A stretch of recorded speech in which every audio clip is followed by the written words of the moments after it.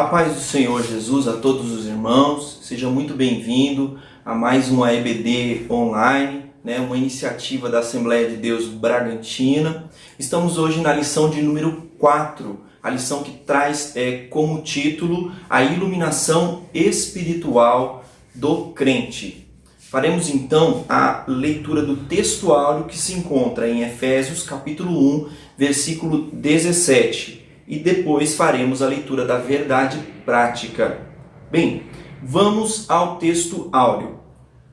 Para que o Deus de nosso Senhor Jesus Cristo, o Pai da glória, vos dê em seu conhecimento o espírito de sabedoria e de revelação. Efésios capítulo 1, versículo 17. Como verdade prática, a lição diz o seguinte: a vocação do crente inclui a herança de preciosas riquezas conferidas aos eleitos pela grandeza do poder de Deus. Fique agora com o hino da harpa de número 300.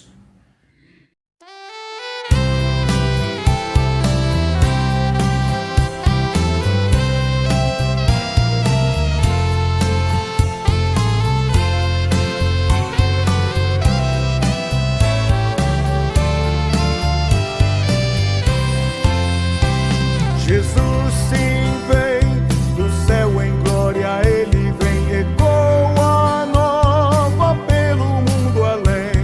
Oh,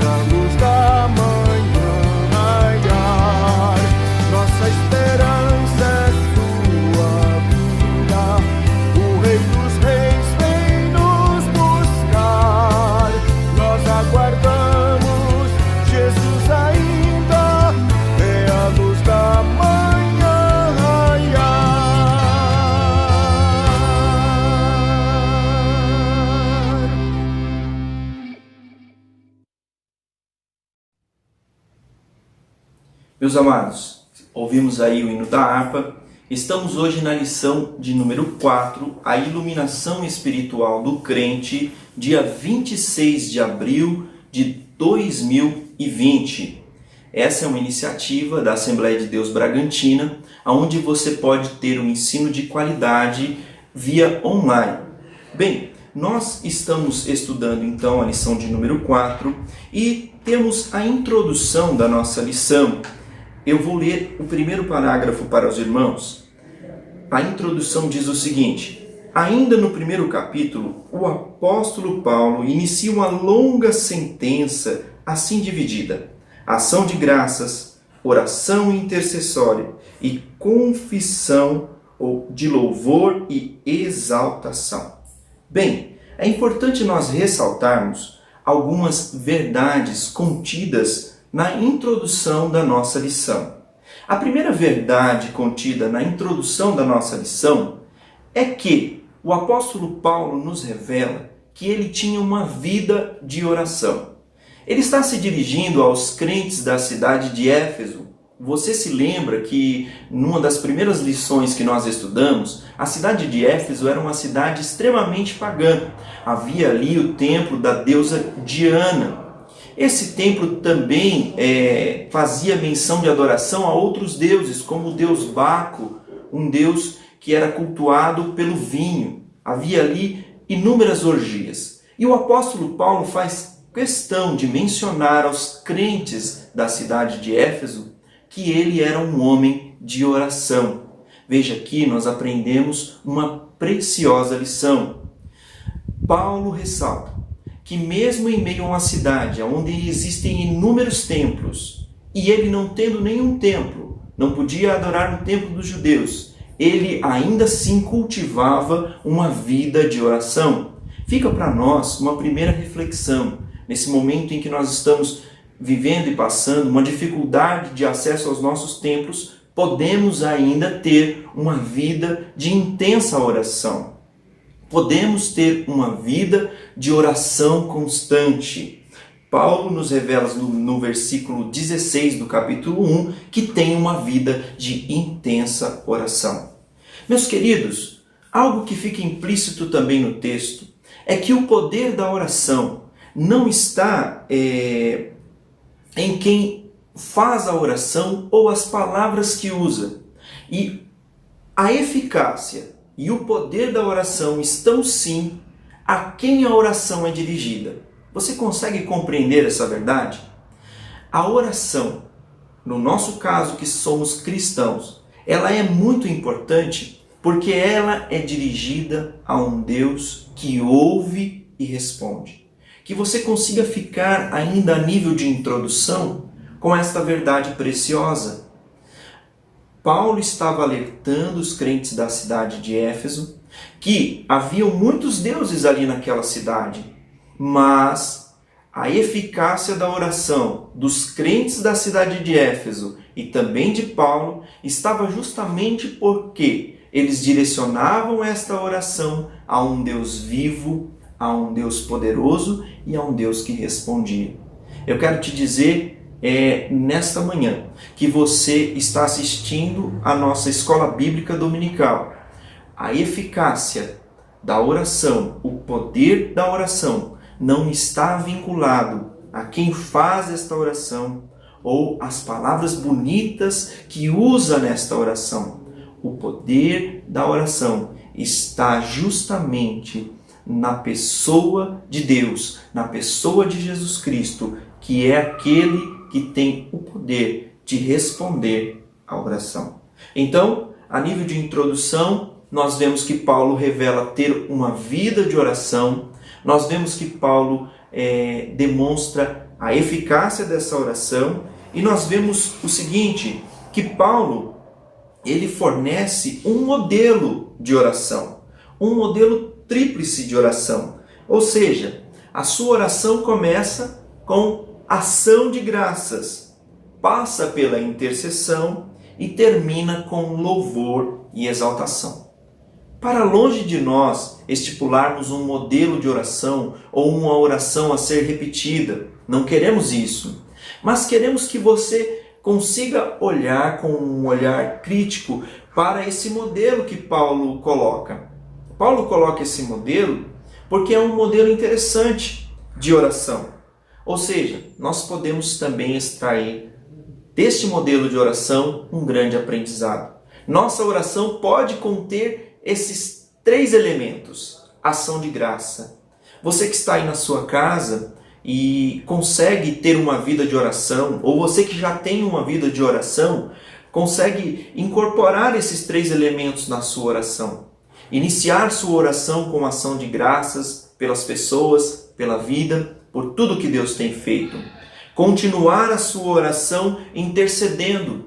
Intercedendo, no caso específico de Paulo, ele intercedia pelos crentes da igreja de Éfeso e das demais igrejas que ele havia fundado. E no nosso contexto, nós podemos interceder pela nossa nação, pela nossa igreja, pela nossa família, através da oração. E é interessante que Paulo coloca a oração no ponto mais alto e mais sublime, é quando ela chega no ápice da exaltação e da adoração a Deus.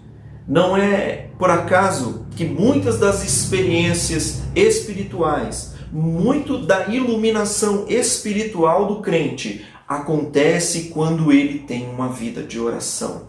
Porque nós podemos também vivenciar esses 3 aspectos da oração de Paulo: ação de graças, intercessão, louvor e exaltação. E com louvor, exaltação e adoração, nós podemos vivenciar uma iluminação espiritual. Que você possa entender este nível introdutório que nós estamos passando para você, como tendo a oração como um grande segredo, um segredo público, mas uma ferramenta muito importante para ser utilizada na vida do cristão. Amém? Assim, nós encerramos a nossa introdução e passaremos para os tópicos. Teremos 3 tópicos na lição de hoje: a esperança da vocação e as riquezas da glória, a sobreexcelente grandeza e força do poder divino, e o terceiro e último, Cristo, nosso exemplo de exaltação. Bem, vamos ao primeiro ponto: a esperança da vocação e as riquezas da glória. A esperança da vocação e as riquezas da glória.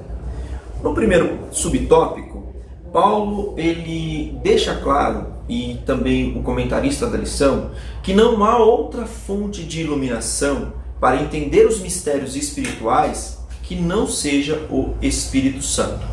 Bem, você consegue compreender o tamanho desta revelação? O tamanho e quão importante é entendermos esta verdade? Não há outra fonte de luz para os mistérios espirituais que não seja o Espírito Santo. Nós só seremos iluminados espiritualmente através do Espírito Santo.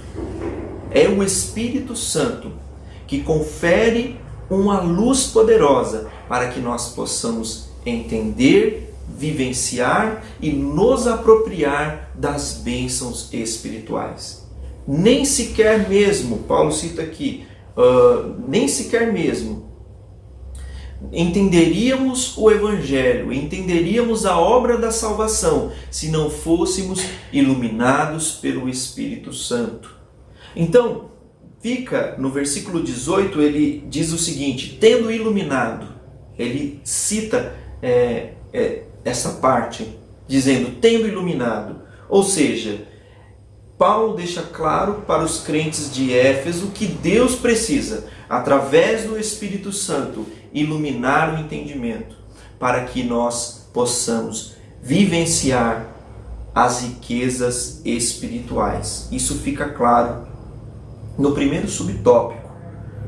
Uma segunda verdade que eu gostaria de tratar com os irmãos nesta manhã é que nossa vocação passa pelo serviço e pela santificação.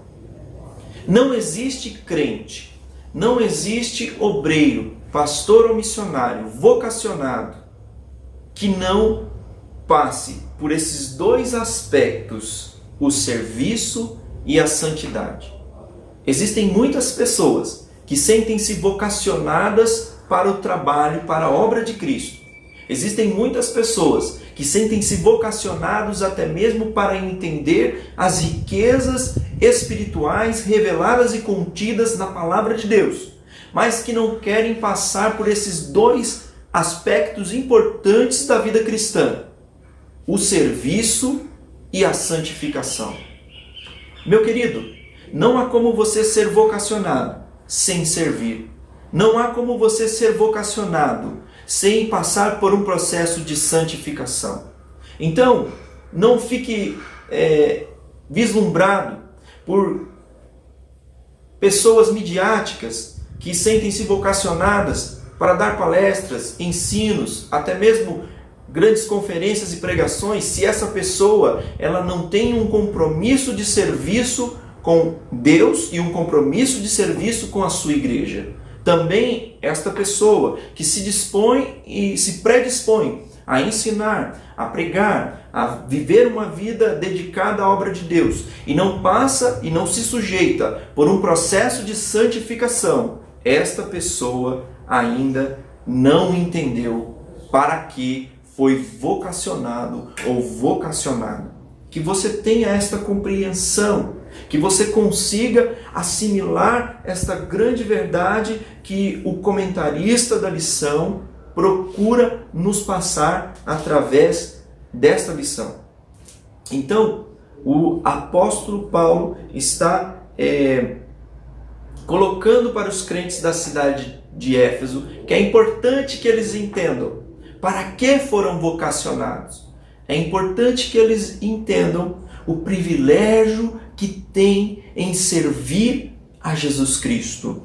É importante que os crentes da cidade de Éfeso entendam que servem a um Deus invisível, que serve a um Deus que, diferente de Diana, diferente de Baco, não tem um templo construído ali, mas que mora dentro do coração deles, como o próprio apóstolo diz, que agora os crentes são templo do Espírito Santo.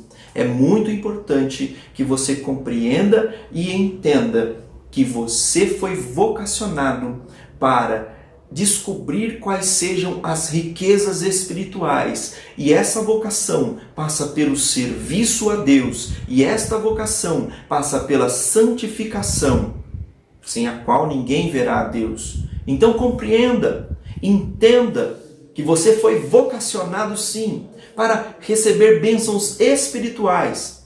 Com certeza receberás também bênçãos materiais, mas aqui nós estamos tratando especificamente de bênçãos espirituais. E nesta caminhada você tem que entender que você terá de servir e de passar por um processo de santificação. Isto colocado, nós vamos partir então para o terceiro tópico da lição, do primeiro ponto, terceiro tópico. Então nós vamos ler aqui as riquezas da glória da sua herança. Na oração, o apóstolo pede para que os crentes entendessem as riquezas da glória da sua herança. A expressão sua herança enfatiza o que Deus deu aos eleitos. Já o termo riquezas refere-se às maravilhosas bênçãos que acompanham o plano da salvação, tais como o perdão dos pecados, a adoção de filhos, as bênçãos que serão desfrutadas no futuro, como por exemplo, veremos a Deus, a Cristo e o adoraremos. Sim, no dia aprazado os fiéis estarão reunidos nas bodas do Cordeiro. Então os salvos tomarão posse da herança preparada desde a fundação do mundo. Interessante este terceiro ponto. Nossas riquezas não são temporais. Você precisa compreender, enquanto servo de Deus, enquanto serva de Deus, que Deus nos dá a oportunidade de conhecermos as riquezas e bênçãos espirituais e também de entendermos que estas riquezas e bênçãos espirituais se estendem até a sua vinda. Você consegue compreender essa verdade? Deus, com certeza, quer te abençoar materialmente. Com certeza, Ele quer que você tenha uma vida próspera. Mas aqui, em específico, Paulo está ressaltando para os crentes da cidade de Éfeso: vocês estavam distantes de Deus, mas agora vocês desfrutam do perdão de Deus. Vocês estavam longe, não eram povo, e agora vocês foram adotados como filhos e fazem parte da família de Deus. Você consegue compreender a profundidade desta tão maravilhosa herança? Você consegue compreender que, para além das dificuldades que estamos vivendo, nós temos um lar, nós temos um lugar em Cristo, nós temos uma herança e um bom lugar de descanso? Você consegue compreender que ao crente é dado conhecer estes mistérios maravilhosos através da iluminação do Espírito Santo? Nesta manhã, que você possa meditar nesta grande verdade. Você foi chamado e vocacionado para ser filho de Deus. Você foi chamado e vocacionado para receber o perdão dos seus pecados. Você foi chamado e vocacionado para viver uma vida de santidade e serviço a Deus, com uma esperança viva de nos encontrarmos com Jesus Cristo nos ares e desfrutarmos de um momento completamente e totalmente novo. Terminado então o primeiro tópico, nós seguimos para o segundo, que diz: a sobreexcelente grandeza e força do poder divino. A sobreexcelente grandeza e força do poder divino. Bem, o que é expresso aqui através dos pontos subtópicos da nossa lição? Primeiro, a sobreexcelente grandeza de seu poder. O poder de Deus opera em favor do crente. Você tem que entender que o poder soberano de Deus, ele opera em favor do crente. Isso não quer dizer que você está isento de passar por alguma aflição, mas isso quer dizer que você tem de entender que nada escapa da vontade soberana de Deus, nada escapa do agir poderoso do nosso Deus. O poder de Deus sempre vai procurar a glorificação de seu Filho.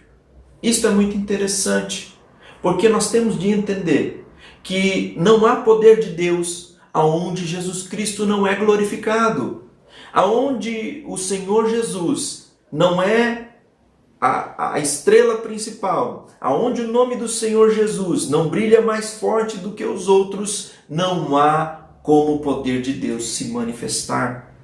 E é isso que o apóstolo Paulo está dizendo aos crentes da cidade de Éfeso. Vocês receberam uma grande dádiva, um grande presente, e o poder de Deus, ele visa glorificar o nome de seu Filho Jesus. É o que o apóstolo Paulo está colocando aos crentes da cidade de Éfeso. É o que nós temos que entender para os nossos dias. Há muitos movimentos por aí que julgam ter o poder de Deus, mas pouco se ouve falar no nome de Jesus. Pouco se glorifica o nome de Jesus. Pouco se enaltece o nome de Jesus. Você tem que compreender, meu querido, que a sua vida precisa glorificar a Jesus. A minha vida e a minha postura precisam glorificar a Jesus. A sua fala, o seu testemunho, a sua conduta nesses tempos de dificuldade precisam expressar o poder de Deus, glorificando sempre a Jesus. Existe uma segunda verdade ainda no tópico 2, que é a força do poder divino. O poder de Deus é manifesto na morte e na ressurreição de Cristo. Aqui está um grande mistério. Ou seja, desde a fundação, antes da fundação do mundo, Deus já havia preparado Jesus, o Cordeiro de Deus que tira o pecado do mundo, para que este viesse, morresse e ressuscitasse. Você precisa compreender que a maior expressão do poder manifesto de Deus é Jesus Cristo. Não há milagre maior do que a encarnação de Jesus Cristo e a sua morte substitutiva na cruz do Calvário. Você precisa entender, através da iluminação do Espírito Santo, que nada do que você conquiste nesta terra, nenhum cargo que você ocupe, por maior e melhor que seja, vai se comparar à riqueza de Jesus Cristo, sendo levado ao Calvário, derramando o seu sangue para perdoar os seus e os meus pecados. O poder de Deus é manifesto na morte de Cristo. Quando ele dá o seu último suspiro, ele diz: está consumado. Manifesta-se então o poder de Deus para salvar a humanidade. Não quero dizer com salvação da humanidade que todos serão salvos. Nós não cremos nisso. Mas nós cremos que a salvação está disponível para todos, sim. Porque, como João disse, o Cordeiro de Deus que tira o pecado do mundo, não quer dizer que ele tira o pecado de todas as pessoas, mas sim daquelas que se achegam a ele. Consiga entender, querido, nesta manhã. Consiga compreender que você é mais do que rico, que a sua herança já está à sua disposição. Consiga compreender que Jesus é o presente de Deus para você. Jesus é o presente de Deus para mim. Jesus é o presente de Deus que nos possibilita chegar até o Pai. Bem, nós temos avançado e estamos nos encaminhando para a última parte da lição, que traz por título o seguinte: Cristo, nosso exemplo de exaltação. Continuando o que nós estávamos dizendo, o poder de Deus ele é expresso e manifesto na morte e ressurreição de Cristo. E é aqui que nós vamos falar ainda de alguns pontos que dizem o seguinte: Jesus é mais poderoso do que a morte. Aqui está uma grande riqueza que só consegue entender o crente que foi iluminado pelo Espírito Santo. Um dos grandes temores das pessoas neste tempo de pandemia é a morte. As pessoas estão desesperadas, alguns crentes estão desesperados, preocupados com a morte. Não quero aqui desvalorizar os conselhos da vigilância ou das vigilâncias sanitárias, do Ministério da Saúde, Organização Mundial da Saúde. Mas eu quero que você entenda, meu querido, que Jesus, ele é mais poderoso do que a morte. Apocalipse capítulo 3, versículo 18, eu quero ler com você nesta manhã. Procure aí na sua Bíblia, Apocalipse capítulo 3 e versículo 18, que diz o seguinte: portanto, aconselho que comprem de mim ouro puro, para que sejam de fato ricos. Vocês têm que compreender que a riqueza de Deus, ela está contida em sabermos a verdade. E a verdade é que Jesus Cristo venceu a morte e o inferno. Ele ressuscitou. Ele foi as primícias daqueles que estavam dormindo, o primeiro a ressuscitar e não mais morrer. Você pode até dizer, outras pessoas ressuscitaram no Antigo Testamento e outras pessoas foram até ressuscitadas por Jesus, como Lázaro, mas essas pessoas morreram novamente. Jesus ressuscita e não morre mais. Então, uma das grandes verdades que o apóstolo Paulo expressa, que Cristo é o nosso exemplo de exaltação, é porque ele venceu a morte. E como ele venceu a morte, ele nos garante que nós também não seremos vencidos pela morte. Você tem que compreender essa grande verdade nesta manhã de domingo, para que os seus medos cessem, para que você compreenda que nós vamos, se estivermos vivos, se o Senhor Jesus Cristo não voltar antes, você, nós passaremos pela morte, mas esta morte não será o fim, porque o Senhor Jesus, naquele grande dia, nos ressuscitará e nós teremos nosso corpo transformado. E só consegue compreender isso, só consegue tomar posse desta grande verdade a pessoa que entender que precisamos ser iluminados pelo Espírito Santo para compreendermos esta verdade tão sublime e tão maravilhosa. No ponto 2, para nós encerrarmos a lição desta manhã, nós vamos entender que Cristo foi elevado à direita de Deus. Cristo tem a posição mais elevada do reino. O livro de Filipenses deixa isso claro, que Deus lhe deu um nome que está acima de todo nome, e para o seu nome todo joelho há de se dobrar, toda língua há de confessar que Jesus Cristo é o Senhor. E me surpreende muito que nós precisemos trazer à memória dos irmãos e à lembrança de todos que nós somos servos, nós somos escravos, nós somos súditos e apenas Jesus Cristo é Rei. Há pessoas querendo usurpar o lugar de Cristo, há pessoas querendo aparecer mais do que Cristo, há pessoas querendo determinar coisas que Jesus não determinou. Entenda, meu querido, Deus o colocou à sua direita e lhe deu um nome que está acima de todo nome. Você precisa compreender que nós somos apenas servos e súditos. Você precisa entender esta grande revelação espiritual.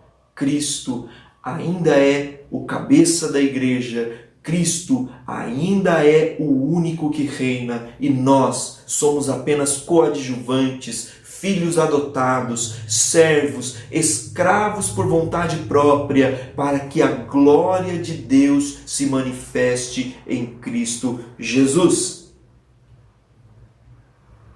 Devemos assim rejeitar e refutar, contestar qualquer pessoa que queira ofuscar o nome e o senhorio de Jesus Cristo. Somente Ele é Rei, somente Ele tem o governo em suas mãos, somente Ele tem a diretriz do mundo em suas mãos, somente Ele reina. Rejeitemos então toda e qualquer pessoa que queira ofuscar o nome do Senhor Jesus Cristo. Bem, ainda nesse último ponto, Cristo é exaltado sobremaneira. As bênçãos espirituais apontam para o futuro com Deus na eternidade. Para além do momento em que estamos vivendo, para além das dificuldades que se impõem, eu quero que você compreenda nesta manhã que as bênçãos espirituais apontam para um futuro com Deus na eternidade. E o livro de Apocalipse diz que Ele enxugará de nossos olhos toda lágrima. Não haverá mais dor. Ele mesmo irá iluminar a cidade. Cristo é exaltado.